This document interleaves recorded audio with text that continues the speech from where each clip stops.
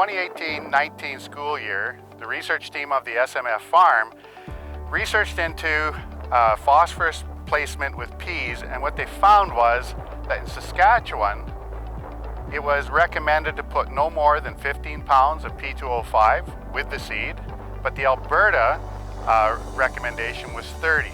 The students discovered that along with the placement of phosphorus with the seed, that the newer varieties are yielding higher and may require even more phosphorus than what has been recommended in the past. So that was the genesis of these two trials that we're looking at.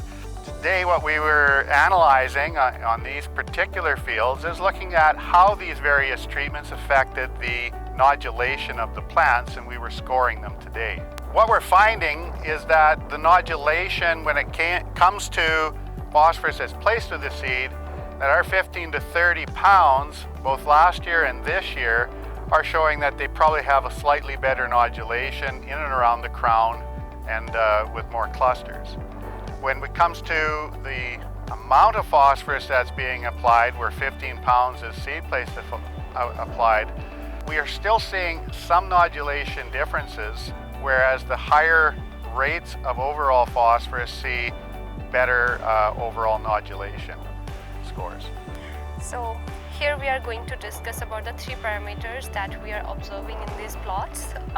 First one is the vigor, second one is the number of clusters on the roots, and third one is the location of the clusters near to the roots. I'm going to compare here about the three rates of phosphorus on three different plants that I took from the three different plots. The first one with no phosphorus, the second one is the 15 pounds phosphorus per acre, and the third one 45 pounds phosphorus per acre. We found that the plot where we didn't apply any phosphorus, there were 0 to none clusters as compared to the 15 pound phosphorus applied plot. On the 51 we found fine clusters of nodules, and they have good nodules on the lateral roots also. But on the 45 we found very less number of clusters as compared to the 15, and very less number of nodules on the lateral roots. We can say that the 15 one has also more vigor than the 45 and the non-applied phosphorus plant. These trials are strongly influenced by soil moisture when we're applying phosphorus with the seed. The more moisture that's there, it reduces the salt effect that the fertilizer would have, that would be taking moisture away essentially from the seed during germination. Thus, we have sensors in the soil here in one of the guard plots to measure soil moisture from in that 0 to 3 inch range all the way down to I believe we're at 18 inches of soil moisture. So we have three different probes, one's at 12 inch, 18 and in the 3 inch range.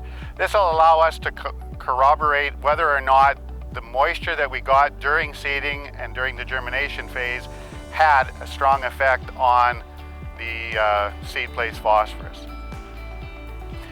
Really want to give a shout out to the Alberta Pulse Grower Zone 5 for supporting the students at Lake Glen College for this kind of trial. It was their generosity and in wanting to support the students that allowed the students to really dig into some sort of trial involving peas.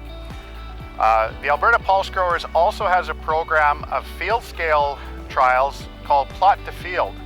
This particular trial piqued the interest of the members of Alberta Pulse Growers in that they wanted to see this similar trial with the amount of seed place phosphorus and its effect on yield at the field scale.